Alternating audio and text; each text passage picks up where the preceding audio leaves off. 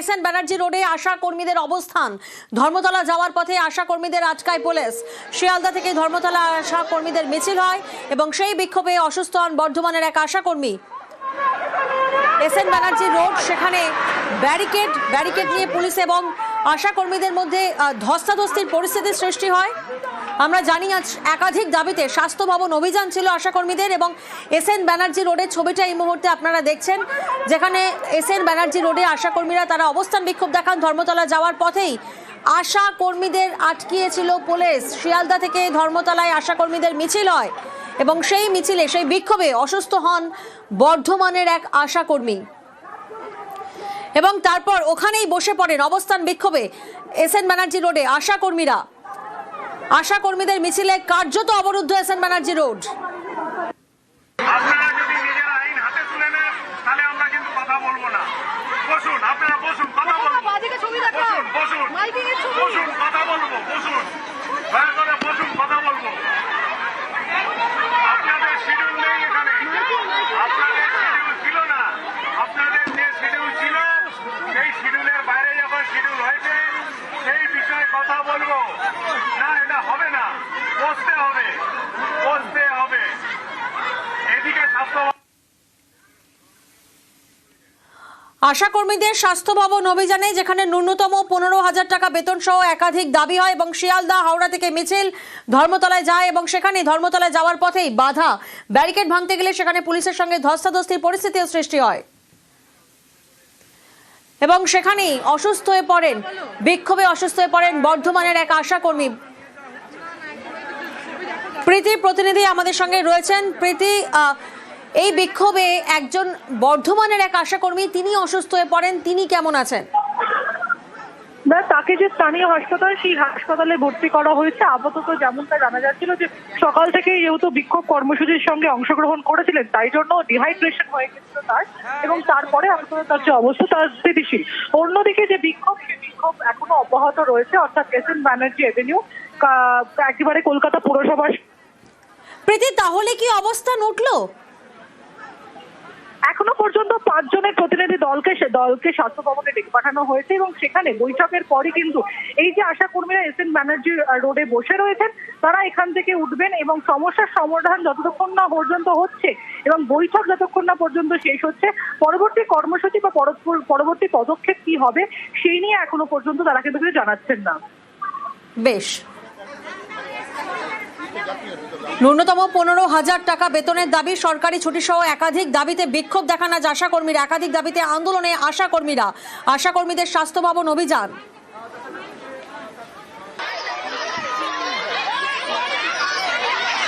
ভাতা দেওয়া হয়, সেই ভাতা বাড়ানোর কথা বা ফিক্সড করার কথা আমাদের। আর হচ্ছে মৃত আশাকর্মীর পরিবারকে 5 লক্ষ টাকা পেতাম, সেটা আমাদেরকে যদি কেউ কর্মরত অবস্থায় মারা যায় তার পরিবারকে 5 লক্ষ টাকা দিতে হবে। আর হচ্ছে আমাদের যে বকেয়া আছে সব মিটিয়ে দিতে হবে। এই সব কারণে আমরা আজকে এখানে বসে পড়েছি। হ্যাঁ, স্বাস্থ্য ভবন যাওয়ার উদ্দেশ্যে আমাদের এখানে আসা।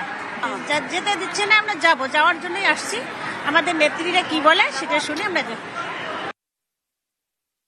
শুধু কলকাতা নয়, গোটা পশ্চিমবাংলায় যেখানে আমাদের পথ অবরোধ করা হয়েছে সেখানেই কর্মীরা বসেছে এবং আমরা বলেছি রাস্তা ছাড়বো না, আমাদেরকে মারুক, অ্যারেস্ট করুক, কেস দিক, আমাদের দাবিতে আমরা অনড়।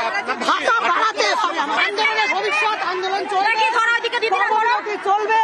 আপনারা কর্মীদের ক্ষোভ থেকে বুঝতে পারছেন যে তারা কতটা বিক্ষুব্ধ, বঞ্চিত। আশা কর্মীদের স্বাস্থ্য ভবন যাওয়ার পথেই উত্তেজনা, কার্যত অবরুদ্ধ এসএন ব্যানার্জি রোড। আটকানো হয়েছে। সেন্ট্রাল ডিভিশনে আজকে কোনো প্রোগ্রাম ছিল না পারটেনিং টু আশাকর্মী, আঙ্গনবাড়ি ও আইসিডিএস।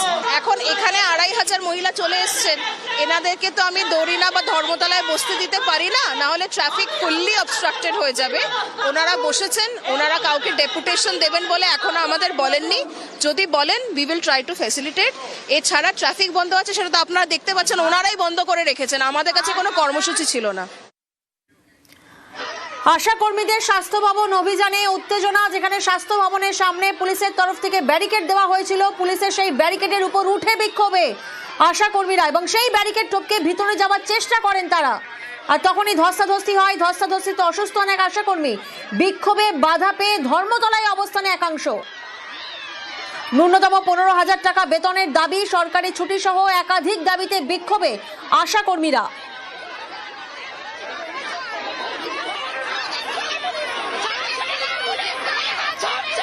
রাজনৈতিক ফাঁদে পা দেবেন না, আশাকর্মীদের বার্তা স্বাস্থ্য প্রতিমন্ত্রী চন্দ্রিমা ভট্টাচার্যের।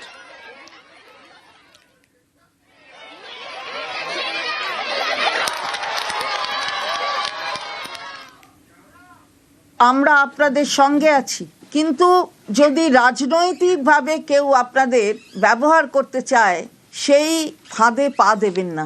রাজনৈতিক স্বার্থ চরিতার্থ করার জন্য আমরা শুনেছি আপনারা হয়তো তাদের কিছু চাঁদাও দেন। চাঁদা দিতেই পারেন, আপনার ইচ্ছে আপনি করবেন, গণতন্ত্রে বাধা নেই, নিশ্চয়ই করবেন। কিন্তু এই যে ব্যবহার করা আপনাদের নিয়ে নিজেদের স্বার্থ চরিতার্থ করবার জন্য, এত কিছু পাওয়ার পরেও, সরকার দেবার পরেও সরকারের বিরুদ্ধে আওয়াজ তোলা, এই ফাঁদে পা দেওয়াবেন না। আমরা সতর্ক করতে চাই যারা এদেরকে এইভাবে আপনারা ব্যবহার করতে চান। স্বাস্থ্য ভবনের সামনে আশাকর্মীদের বিক্ষোভ, পাশেই বিজেপি অফিস যাওয়ার পথে আশাকর্মীদের সঙ্গে দেখা করেন লকেট চট্টোপাধ্যায়। লকেটকে গো ব্যাক স্লোগান।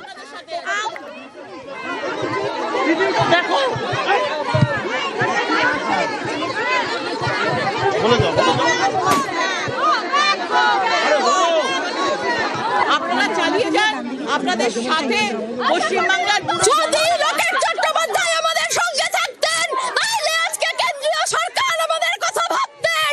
কেন্দ্রীয় সরকার আমাদের কথা ভাবেননি, আশাকর্মীদের কথা ভাবেননি। আমরা কোনো রাজনীতির রং লাগতে দেব না আমাদের আন্দোলনে। আমরা যখন পরিষেবা দিই তখন যখন কালার দেখি না। আজকে আমরা আন্দোলন করতে এসেছি, আমাদের পেটের লড়াই, ভাতের লড়াই। এখানেও আমরা কোনো কালার দেখবো না, লাল নীল হলুদ সবুজ কাউকে নয়। এই তো রাজনীতি। দেখুন না, নিজেরাই এসছে, আজকে 5,000 টাকা কেন দেওয়া হয় আমাকে দেখে নিজেরা গো ব্যাক বলছে। তাহলে ভাবুন কারা কারা এখানে রয়েছে। সব নাটকের জন্য সব ভেতরে যারা রয়েছে তারা ইচ্ছাকৃতভাবে এটাকে তৈরি করতে চাইছে তৃণমূলরা। কারণ আশাকর্মী বাকি যারা এসছে তারা নিজের অধিকার পাওনা পেতে এসছে, তার মধ্যে যে 3-4 জন গো ব্যাক দিচ্ছে, তাহলে বুঝে দেখুন তাদের টাকা পয়সা দরকার নেই। তাদের টাকা পয়সা দরকার নেই, সেখানে রাজনীতি আসছে।